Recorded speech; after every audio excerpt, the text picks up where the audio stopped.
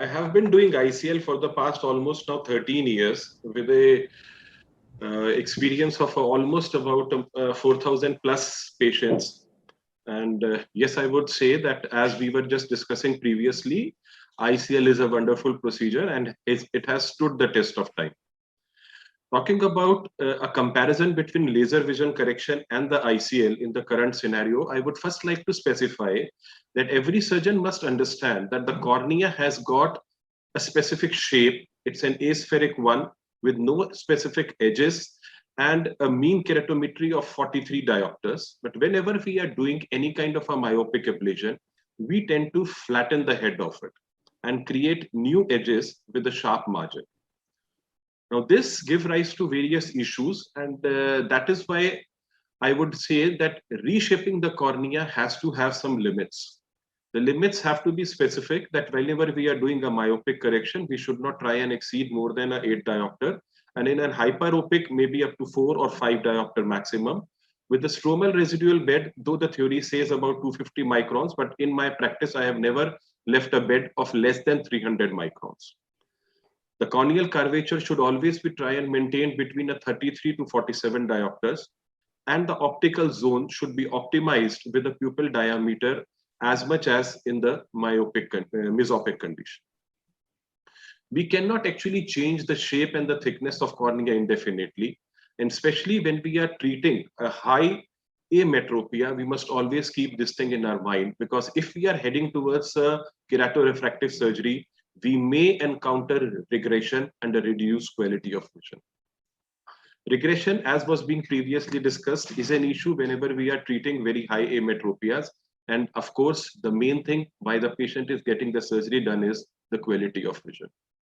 Quality of vision is quite excellent up to about a 5 diopters, but there is a little compromise when we go between a range of 5 to 8 diopters, but quite unsatisfactory in cases of more than 8 diopters or those of high myopia.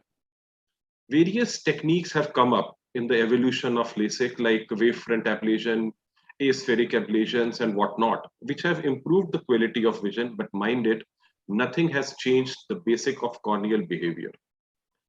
And when we ever try to exceed the guidelines, we may encounter disasters like corneal ectasia, which nobody, of course, would ever like to see in his or her patient. Severe glare and halos, which may be surely very bothersome, and even a loss of line in their best corrected visual acuity. So that is why I always say LASIK in high ametropia is in fact always an unfulfilled promise. So be careful whenever we are treating high ametropias and look for other options like a phakic IOL. Why so? Because the procedure has a high predictability.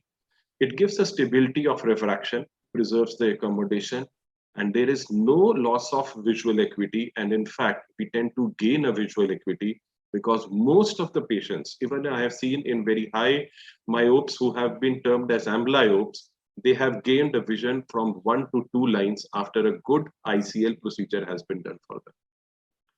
So when a phakic IOL?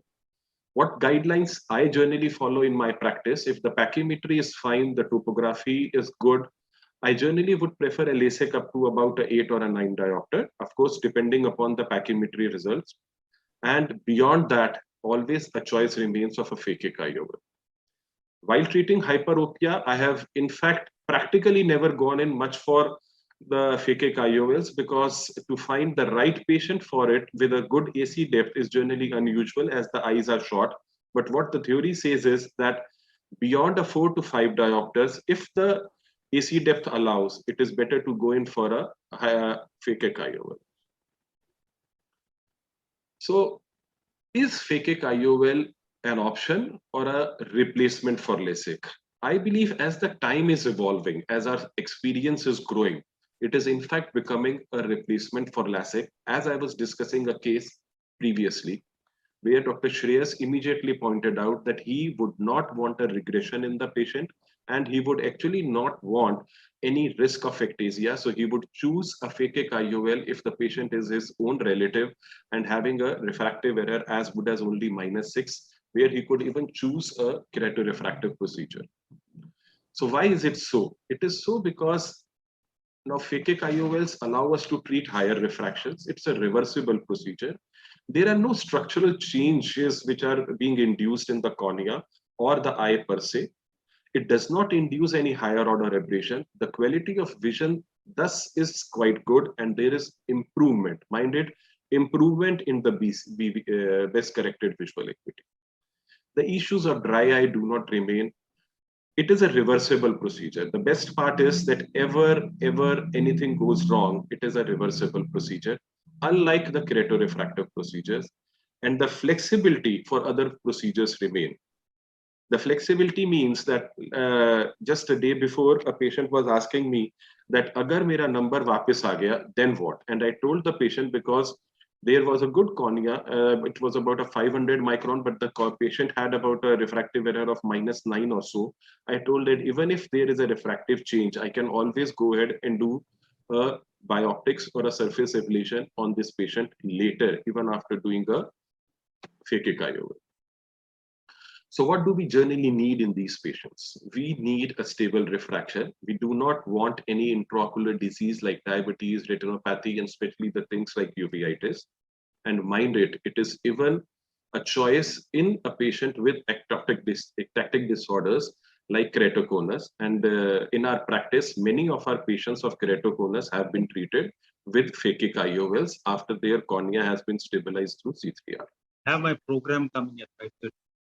So some specific issues which are required or which are to be looked into while treating a patient of phakic IOL is that you should look at the anterior chamber anatomy. The AC depth has to be adequate. It should be more than a 2.8. The endothelium profile has to be good. And generally, I follow up all my patients for their endothelial profile by getting a specular count done repeatedly after about 1 to 2 years, depending upon the patient's convenience. Iris shape should not be a convex one.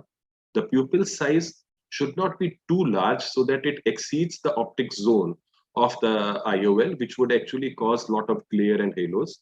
And of course, a perfect surgery because it's an intraocular one. Here is an example of a surgery which I was doing as a live surgery in the last DOS meeting. I was implanting a toric IPCL. And in my practice, I have implanted all the available ones, phakic IOLs from from Appaswamy, from Care Group, Biotech, as well as the ICL. But the choice always remains that I love ICL ever better than the other lenses. But of course, IPCL has also picked up a lot in my practice. So here the implant is settled in the anterior chamber and the haptics are tucked beneath the iris. So there are, of course, like all procedures have their contraindications. There are contraindications with phakic IOLs as well. The main remains that the AC depth should not be less than a 2.8.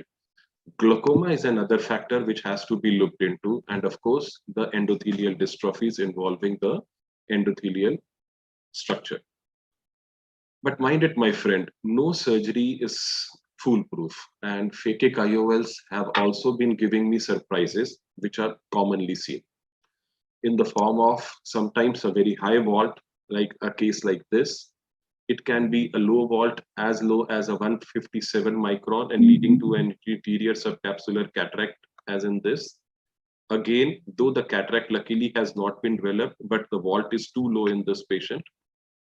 And here, in spite of having a good vault, the patient developed anterior subcapsular cataract.